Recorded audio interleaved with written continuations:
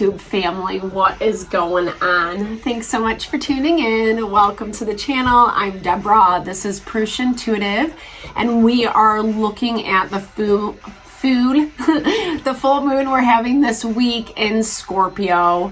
Lunar eclipse. It's on May 5th at 1:33 in the afternoon Eastern Standard Time. So, yay. We are looking at the astrology around this. You know, so lunar eclipses really deal with our change in our internal world, meaning how we think, feel about ourselves, the way we treat ourselves, habits, patterns, etc.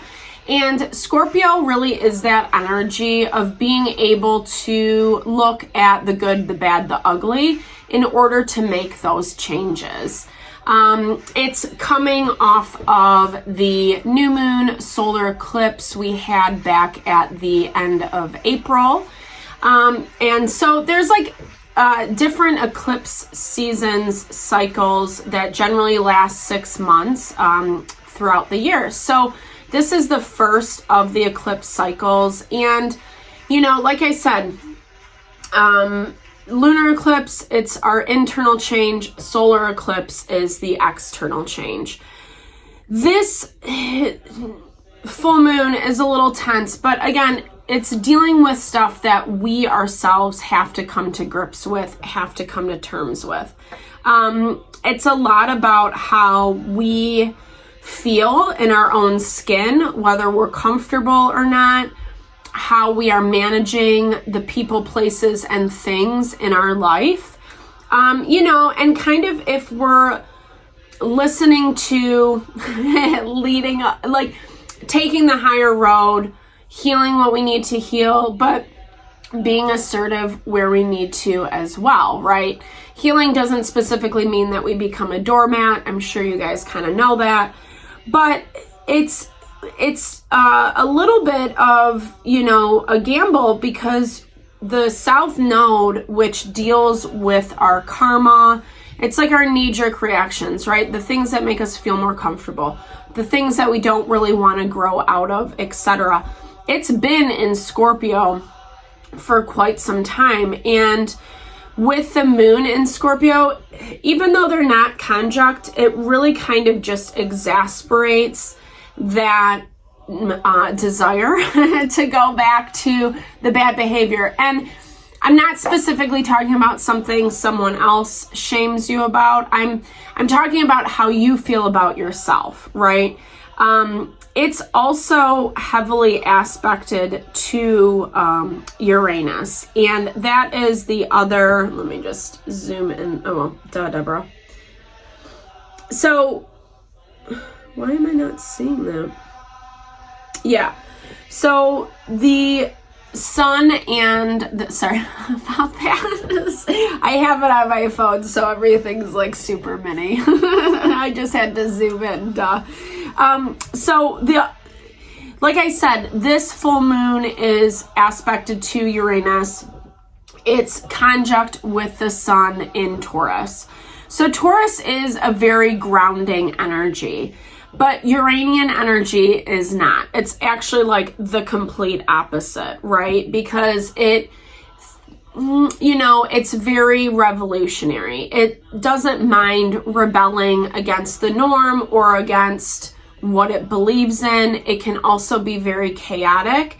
Like I said, we're in Mercury retrograde, so don't be surprised if something comes completely out of left field, something you were not expecting on your radar at all. Depending obviously on what's going on in your world will dictate whether that's a good thing or not.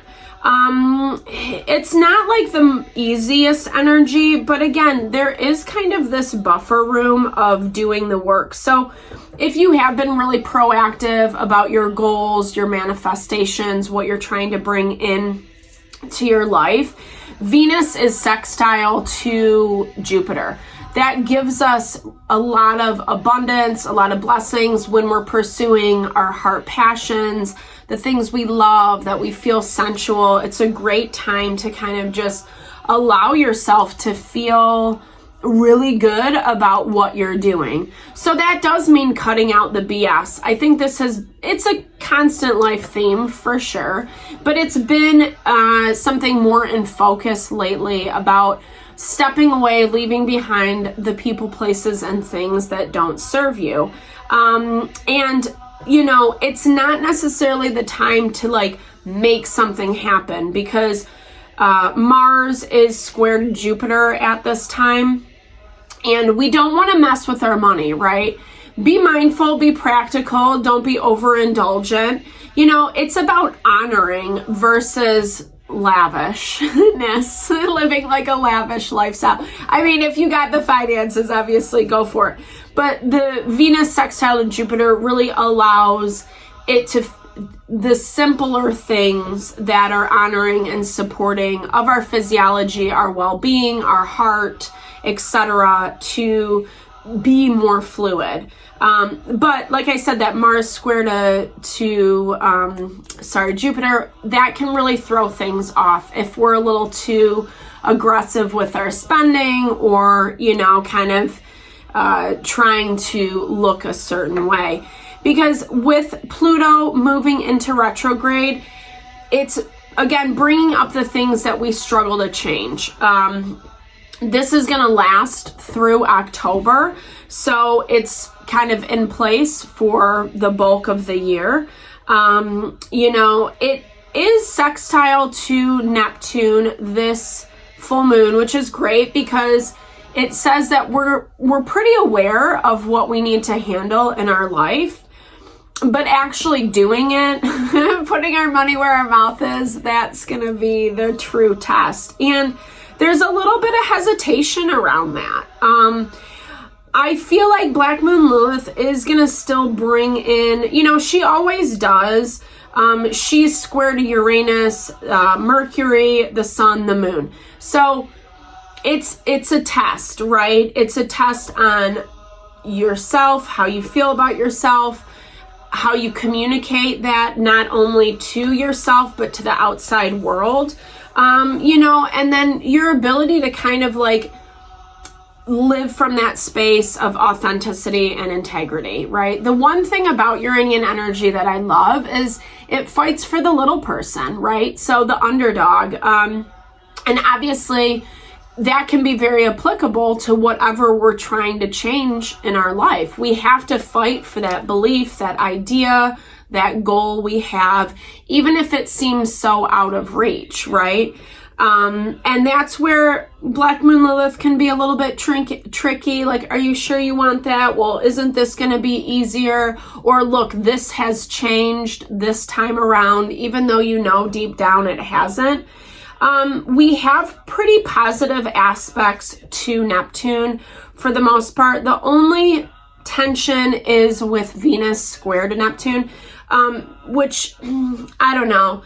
It's like sometimes Venus energy, we overly fantasize about a person, place, or thing. It's like that idyllic component I was talking about, especially if you've been, you know, in a dynamic where you know it's not working, round and round, blah, blah, blah. It's basically saying be really conscious of buying into the belief of change. Use actions, past information as your guidance system, you know. Yeah, we can all grow, evolve. That's what this time is about. Hopefully people are making the steps to make that happen, especially, excuse me, when it comes to people we love and care about, right? We all like want to be happy with those people in our life, you know, but we also want to make sure they're not being a shitbag. So with that being said, just be mindful about the fantasy, the illusion kind of taking over the heart's desires. Venus is in Gemini right now, so it gives that element of duality, right? Remember, there's always two sides of the same coin. So with that being said, keep your eyes, ears open, especially with that Sun, Uranus, Mercury all conjunct to one another. It's, you know, it's bringing a lot of things to light. And Uranus, the Sun, it's going to dictate how we handle that information, right? Like sometimes it's something we like, sometimes it's not. And we'll probably have a lot of feelings, not only because it's the full moon, but also because Mars is in Cancer. And so we're going to feel a lot of things around what we want, right? If we're not getting what we want, we might have a little bit of a temper tantrum, hopefully not too bad or not too frustrating. But it's exasperated by that Saturn in Pisces that just went in, I think it was mid-March or at the beginning of March. So that's making the lessons that we're learning in life a little bit emotional. I think our saving grace is really about just seeing things from that higher level perspective, opening up the third eye, the crown chakra, really intuiting what's going on in your life. The easiest way to do that is take a step back, set aside time for self-reflection, self-care. The more we can honor our well-being, the easier that information comes to us, right? Because that information is fine, right? It's very refined. It's not as dense as the physical world, what we see. We have to tap into the feelings, not the fears, right? Not the fear of like the what ifs or blah, blah, blah. But it's more about, what we know in our heart, our soul to be true, the gut instincts, the gut feelings. All right, so let's close this off with a few cards around navigating this full moon, the highest and best, full moon in Scorpio. And obviously this is how this plays out in your life will really dictate what's going on, how the full moon chart places with your chart. You can always look up your transits. You can totally reach out if you want a reading, if you don't read astrology yourself. I love to support. Yeah, I love this that the North Node comes out because it really is about our destiny and the challenges that we have to overcome in order to get there. I am a huge believer that we can have anything we want, Sometimes what we want doesn't come in the package that we think we want, but often the new package is way more fabulous, right, than we could have imagined for ourselves. So overcoming the obstacles, overcoming the odds, finding that strength, that courage within yourself through the process, even though it kind of sucks, we're in a time and energy, Taurus season, where we really can ground into the day-to-day. So focus on the practical stuff, right? Making your money, feeling sustained in your life, loving yourself, loving those around you, etc.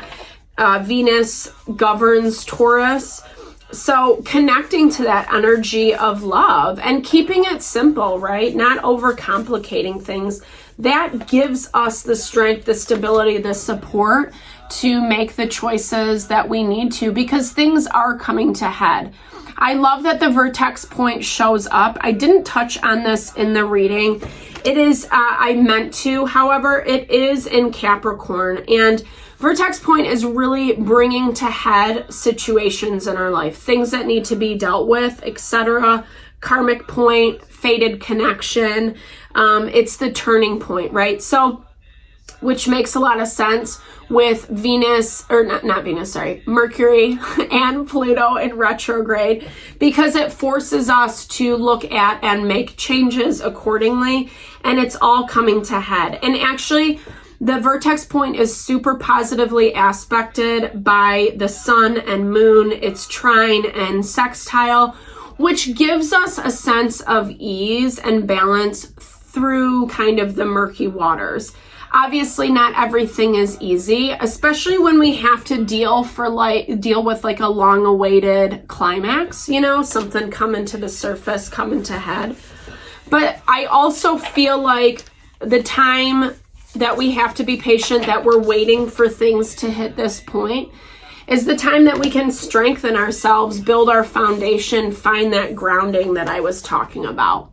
Yeah, because it's here, into the heart, the charisma. I love that too as a way to kind of close out, because we're governed under natural law, this universe. Everything flows in a systematic way, in a systematic order. And we know things are going to eventually come to head. We know they're going to come out.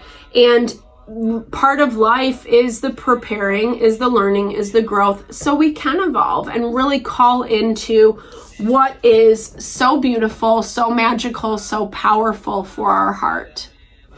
Yay. All right. Thank you for tuning in. I super appreciate you. Lots of love, lots of blessing. Definitely reach out if you're interested in a reading. I love to support, like I mentioned before, in any way possible. Big thumbs up if it resonated. Drop comments below. Let's build and grow the community. Sending lots of love and blessings always.